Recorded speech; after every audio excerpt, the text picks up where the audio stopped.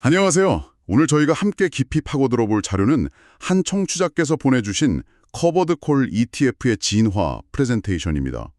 황금알을 낳는 거위의 비밀이라는 부제가 붙어 있는데 이 비유 많이들 들어보셨을 겁니다.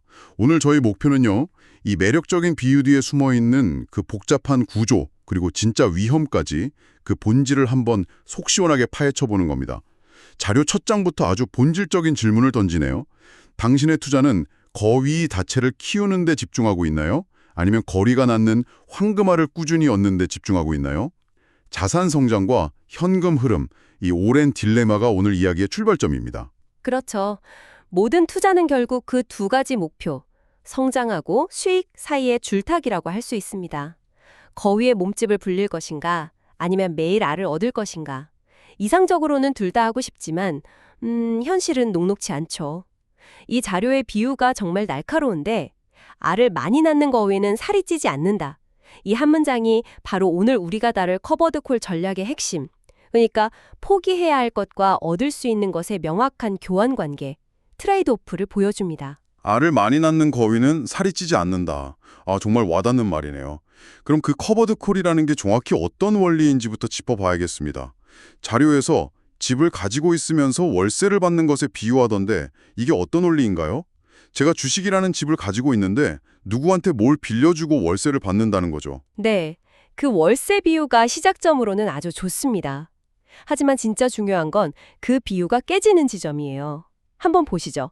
내가 주식이라는 집을 가지고 있습니다. 이때 다른 사람에게 나중에 이 집을 1억 원에 살 수 있는 권리, 이걸 콜옵션이라고 하거든요. 이 권리를 파는 겁니다. 권리를요? 네, 그 권리를 판 대가로 지금 당장 프리미엄이라는 일종의 계약금을 받는 거죠. 이게 바로 월세처럼 매달 현금을 챙기는 원리입니다. 아하, 살 수 있는 권리를 파는 거군요. 그럼 그 권리를 산 사람은 나중에 집값이 오르면 1억에 살 수 있으니 이득이고 저는 당장 현금을 챙기니 좋은 거고요. 맞습니다. 그런데 여기서 이제 비유가 깨지는 지점이 나옵니다. 만약 집값이 2억, 3억으로 폭등하면 어떻게 될까요? 일반적인 월세 계약이라면 집주인은 그냥 기뻐하면 그만이죠. 그렇죠. 하지만 커버드콜에서는 아닙니다. 나는 무조건 처음에 약속했던 1억 원의 집을 팔아야 합니다. 즉, 미래의 대박 수익을 포기하는 대가로 현재의 안정적인 현금을 선택하는 행위. 이것이 모든 커버드콜 전략의 본질입니다. 미래의 대박을 포기하고 현재의 현금을 얻는다. 확실히 이해했습니다. 그럼 이제 이 커버드 콜 ETF가 어떻게 진화해왔는지 그 세대별 여정을 한번 따라가 보죠. 첫 번째가 1세대, 굶주린 거위인데 이름부터 심상치 않네요. 모든 것을 팔아 배당을 만든다니 정말 극단적인데요. 이름 그대로입니다. 내가 가진 주식의 성장 가능성, 즉 미래의 상승분 100%를 전부 콜옵션으로 팔아버립니다. 거위가 앞으로 살질 가능성을 모두 팔아서 당장의 황금알, 그러니까 배당금을 최대한으로 만들어내는 거죠. 잠깐만요. 100%를 다 판다고요? 그럼 그 대가로 받는 월세는 얼마나 되길래 그런 선택을 하는 거죠? 자료를 보니까 연 10%에서 12%에 달하는 배당률이라고 나오는데 요즘 같은 시대에 그게 어떻게 가능하죠? 뭔가 엄청난 대가가 있을 것 같은데요? 바로 그게 핵심입니다. 그 대가는 주가가 아무리 올라도 내 자산은 제자리에 머문다는 겁니다. 미래의 상승 여력을 100%다 팔아버렸으니 기초자산인 주식시장이 아무리 뜨거워져도 내 ETF의 가격, 즉 원금은 오르지 않는 거죠. 이걸 상방이 막혀 있다고 표현합니다. 자료의 예시로 나온 QYLD 같은 상품이 대표적이고요. 와, 이 성적표 그래프를 보니까 차이가 엄청나네요. 2013년부터 2024년까지 나스닥 100, QQQ는 연평균 18%씩 성장했는데 1세대인 QYLD는 그 높은 배당을 다 합쳐도 연평균 8%에 그쳤군요. 특히 나스닥이 훨훨 날아갈 때 QYLD는 거의 제자리 걸음이었네요. 그렇습니다. 기술주가 폭발적으로 성장한 시기에 그 과실을 거의 누리지 못한 거죠. 그래서 자료의 결론처럼 이 전략은 자산을 이제 막 불려나가야 하는 젊은 투자자에게는 상당히 불리할 수 있습니다. 반대로 자산 증식보다는 매달 예측 가능한 현금 흐름이 생존에 더 중요한 은퇴 생활자에게는 유용한 선택지가 될 수 있었던 거고요.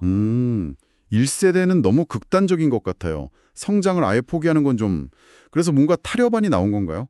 자료에 타협을 배운 농부라는 표현이 있던데 이게 2세대 전략인가 보죠? 정확합니다.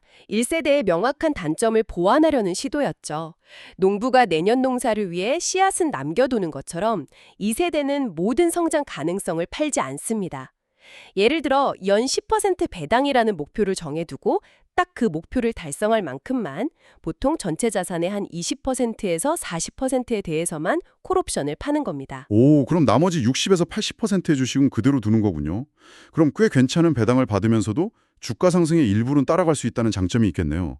자료에서는 그 비율을 약 50에서 60% 정도로 보고 있군요. 네, 실제 성적은 어땠나요? 1세대보다는 확실히 나았겠죠. 훨씬 나았죠. 2세대 성적표 슬라이드를 한번 보시죠. 대표 상품인 JPQ는 나스닥 상승분의 절반 이상을 따라가면서도 꾸준한 배당을 지급해서 1세대인 QILD와는 비교할 수 없을 만큼 우수한 총수익률을 기록했습니다. 말 그대로 성장과 수익이라는 두 마리 토끼를 어느 정도 절충해서 잡으려는 시도가 성공한 셈이죠. 그렇군요. 자료의 표현처럼 배당과 자선 성장을 동시에 원하는 중도 성향 투자자에게 아주 매력적인 대안이 된 겁니다. 자, 그럼 2세대가 균형이라면 여기서 더 나아갈 게 있을까요? 자료에서 말하는 최첨단 스마트팜은 대체 뭐죠? 3세대는 어떤 혁신을 보여줬나요? 3세대의 혁신은 시간을 아주 잘게 쪼개서 공략했다는 점입니다. 기존의 커버드 콜이 한 달이나 일주일 단위로 옵션을 팔았다면 3세대는 만기가 단 하루 남은 이른바 제로데이 옵션, 0DT라고 하죠. 이걸 매일매일 팔아서 수익을 쌌습니다. 매일 옵션을 판다고요? 그렇게까지 자주 하는 이유가 뭐죠? 그게 더 유리한가요? 옵션의 가치, 즉 프리미엄에는 시간 가치라는 게 포함되어 있는데 이건 만기가 가까워질수록 눈 녹듯이 사라집니다. 특히 만기 마지막 날에는 그 가치가 가장 빠르게 증발하죠. 아, 3세대는 바로 이 타임 디케이 현상을 극단적으로 활용해서 매일매일 가장 확실하게 사라지는 시간 가치만큼의 수익을 안정적으로 수확하려는 전략입니다. 타이거 미국 나스닥 100 데일리 타겟 커버드 콜 같은 상품이 그렇죠. 그러니까 이건 사실상 거의 주식처럼 투자하면서 매일매일 약간의 보너스 현금만 챙기려는 전략이군요. 자료의 파이 차트를 보니까 옵션 매도 비중이 10% 미만이네요. 나머지 90% 이상은 주식 상승을 그대로 따라가고요. 초점이 1, 2세대와는 완전히 다르네요. 맞습니다. 1세대가 수익에, 2세대가 균형에 초점을 맞췄다면 3세대는 성장에 훨씬 더 무게를 둡니다. 약간의 현금 흐름을 추구한 성장주 투자에 가까운 개념으로 접근하는 거죠. 이렇게 세대별로 추구하는 목표가 명확하게 다릅니다. 세대별 진화는 잘 알겠습니다. 그런데 세상에 완벽한 투자 전략은 없잖아요. 자료 후반부에 경고하는 내용들이 많던데 이 황금 아래 숨겨진 함정들은 뭔지 제대로 짚어봐야 할 것 같아요. 첫 번째가 배당률의 함정이네요. 이 빙산 그림이 모든 걸 말해줍니다. 우리가 보는 높은 배당률은 물 위에 보이는 빙산의 일각일 뿐이고 그 밑에는 원금 손실이라는 훨씬 더 거대한 위험이 숨어 있을 수 있다는 겁니다. 많은 분들이 배당률하고 총수익률을 혼동하는데 이 둘은 전혀 다른 개념입니다. 원금을 깎아서 배당을 줬다고요? 자료에 나온 TSLY 사례를 보니 기초자산인 테슬라 주가가 170% 오를 때도 이 상품의 수익률은 저조했다고 나오는데 그게 원금을 깎았기 때문인가요? 아니 그건 배당이 아니라 그냥 내 돈을 나에게 돌려준 거잖아요. 이건 정말 투자자들이 모르면 크게 당할 수 있겠네요. 바로 그 점이 가장 큰 함정입니다. 특히 기초자산의 변동성이 클 때 주가가 하락하면 배당을 줄 재원이 부족해지니까 원금을 헐어서 약속한 배당을 주는 경우가 생깁니다. 말 그대로 제살 깎아먹기죠. 그래서 항상 기억하셔야 합니다. 눈에 보이는 배당률에 현혹되지 말고 반드시 원금의 변동까지 모두 포함한 총 수익률을 확인해야 한다는 것을요. 정말 중요한 지적이네요. 그럼 다음 함정으로 넘어가 보죠. 하락 방어의 한계. 이 계단과 미끄럼틀 그림이 되게 인상적이에요. 올라갈 땐 힘들게 계단으로 가고 내려올 땐 미끄럼틀 타고 순식간에 떨어진다는 거잖아요. 이게 커버드 콜의 구조적 문제라는 거죠. 네, 이 그림이 커버드 콜의 비대칭적 위험 구조를 아주 잘 보여줍니다. 앞서 말했듯이 주가가 올라도 수익은 제한적이죠. 그런데 주가가 폭락하면 어떨까요? 받은 프리미엄만큼 아주 약간 덜 떨어질 뿐 하락은 거의 그대로 담았습니다. 미끄럼처럼요. 진짜 문제는 그 다음입니다. 다음이요? 네. 시장이 반등해서 회복을 해야 하는데 일반 주식 ETF는 V자로 빠르게 회복할 수 있지만 커버드 콜 ETF는 상승이 막혀 있으니 계단을 한 칸 한 칸 오르듯 거북이처럼 더디게 회복합니다. 한번 크게 넘어지면 다시 일어나기가 훨씬 더 힘들다는 거군요. 이게 반복되면 장기적으로 복리 효과에 치명적이겠네요. 그렇습니다. 이 변동성 끌림 현상, 벌러틸리티 드래그라고 하는데 이것 때문에 장기 투자 시 총 자산이 계속 뒤처질 수 있습니다. 꾸준한 현금 흐름이라는 장점 뒤에 숨겨진 가장 경계해야 할 약점 중 하나입니다. 그리고 이 여우 그림, 세금이 황금알을 깨트린다는 건데 이건 또 무슨 얘기죠? 어차피 수익이 나면 다 세금 내는 거 아닌가요? 세금을 내는 방식과 시점이 완전히 다릅니다. 일반 주식 ETF는 10년, 20년을 보유하다가 마지막에 팔 때 한 번만 양도소득세를 내죠. 그 전까지는 세금이 이연되면서 세금으로 냈어야 할 돈까지 계속 재투자되어 복리 효과를 극대화합니다. 하지만 커버드 콜 ETF는요. 매달 꼬박꼬박 내는 건가요? 네, 매달 받는 배당금에 대해 15.4%의 배당 소득세를 꼬박꼬박 원천징수 당합니다. 복리의 마법이 매달 조금씩 깨지는 셈이죠. 아, 그리고 금융소득이 1,000만 원을 넘어가면 종합과세 대상이 되어서 세율이 훨씬 더 높아질 수도 있겠군요. 그야말로 세금 폭탄이 될 수도 있겠네요. 맞습니다. 그래서 고소득자일수록 커버드 콜의 세금 문제를 신중하게 고려해야 합니다. 실제 손에 쥐는 수익률이 예상보다 크게 줄어들 수 있거든요. 가장 진화했다는 3세대도 완벽하진 않겠죠. 자료에서 언급한 숨겨진 비용이라는 건 구체적으로 뭔가요? 3세대는 아직 역사가 짧아서 검증되지 않은 위험들이 있습니다. 첫째, 거래 비용입니다. 매일 옵션을 사고 파는 과정에서 눈에는 잘 보이지 않는 수수료와 거래 비용이 계속 누적됩니다. 이게 장기적으로 수익률을 갉아먹는 요인이 될 수 있고요. 둘째는 꼬리 위험, 즉 테일 리스크입니다.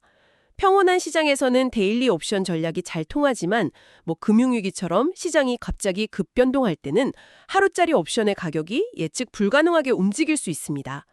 아직 이런 위기 상황을 겪어보지 않았다는 점이 3세대의 숨겨진 리스크라고 할 수 있습니다. 자, 그럼 이 모든 걸 듣고 나니 이제 고민이 되네요. 1, 2, 3세대.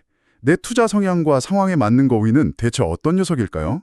자료에서 명쾌한 가이드라인을 제시하고 있더군요. 네, 결국 정답은 없고 자신의 상황에 맞는 선택이 있을 뿐이라는 겁니다. 정리해보면 당장의 현금 흐름이 가장 절실한 은퇴 생활자라면 성장을 일부 포기하더라도 1세대를 고려할 수 있고요. QILD 같은 거요. 네, 은퇴를 준비하며 배당과 성장의 균형을 맞추고 싶은 중년의 투자자는 2세대, JEP가 적합할 수 있죠. 반면 아직 투자할 시간이 많이 남아 자산 성장이 더 중요한 청년 투자자라면 3세대, 나 아예 일반 주식 ETF, QQQ가 더 나은 선택일 수 있다는 겁니다. 여기서 가장 중요한 조언은 몰빵은 금물이라는 말이겠죠. 커버드 콜은 내 포트폴리오의 전부가 되어서는 안 되고 성장을 담당하는 자산과 현금 흐름을 담당하는 자산에 적절히 섞는 지혜가 필요하다는 거네요. 예를 들어 성장주 65%, 커버드 콜 35%처럼요. 그리고 여기에 아주 현실적인 팁을 하나 더 해야 합니다. 바로 절세 계좌의 활용입니다. 앞서 지적한 세금 문제를 해결할 가장 좋은 방법이죠. ISA 개인종합자산관리 계좌나 연금저축 IRP 계좌 안에서 커버드 콜 ETF에 투자하면 배당 소득세가 이연되거나 낮은 세율을 적용받아서 세금 누수를 효과적으로 막을 수 있습니다. 아, 그게 방법이군요. 네, 자료 마지막에 나온 전망처럼 월배당 ETF 시장이 2026년에 54조 원 규모로 성장할 거라는 예측은 이것이 단순한 유행이 아니라 고령화 시대에 현금 흐름을 확보하기 위한 필수 도구로 자리 잡고 있다는 걸 보여줍니다. 오늘 커버드 콜 ETF라는 황금알을 낳는 거위에 대해 정말 깊이 있게 알아봤습니다.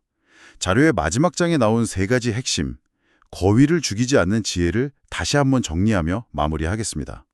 첫째, 1, 2, 3세대의 구조적 차이와 목표를 명확히 이해할 것.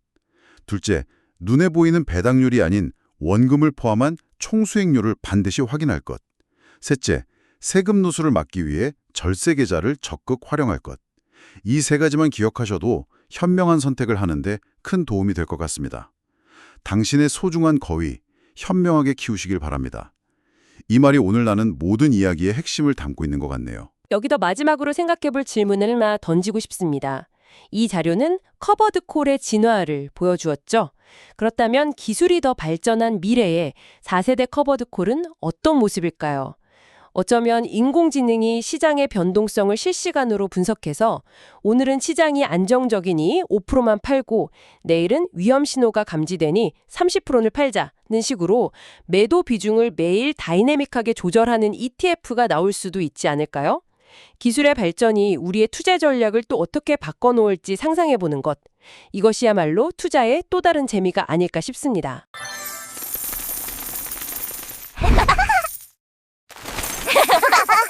구독은 좋아요.